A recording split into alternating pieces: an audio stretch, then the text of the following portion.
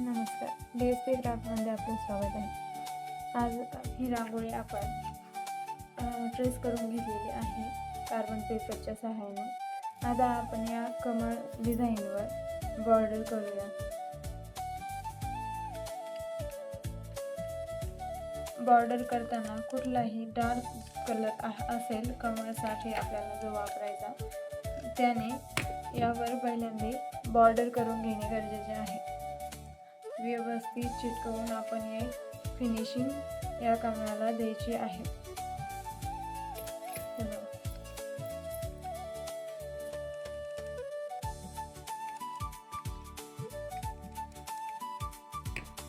Glue टाकला की लगेच आपण हे चिटकवून द्यायचं आहे, कारण हा ग्लू लगेच थंड पडतो आणि याचे जसं ज्या प्रकारे मेणबत्ती असते ती गार झाली की लगेच कडक होते, तसाच या ग्लूचाही प्रकार आहे. व्यवस्थित ग्लू टाकून त्याच्यानंतर लगेच वूलन चिटकवून दरवेळी हीच प्रक्रिया सेम आहे. जेवढा आपल्याला फास्ट करता येईल तेवढाच ग्लू टाकायचा आहे. असं नाही की आपण फास्ट टाकलं म्हणजे आपलं फास्ट होईल. जास्त टाकलं तर लगेच आपला ग्लू थंड पडतो.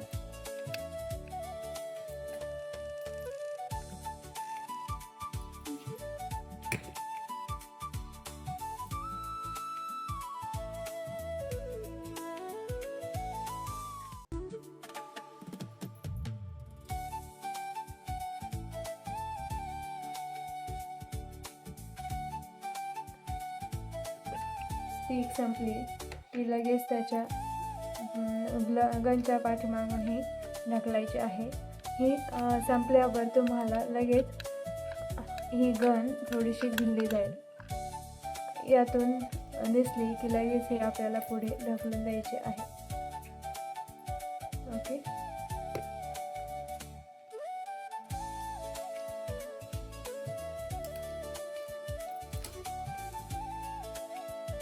आता हे कट केल्यानंतर हे असंच राहता कामा नये, नाहीतर हे असं ओढल्यानंतर निघून येईल.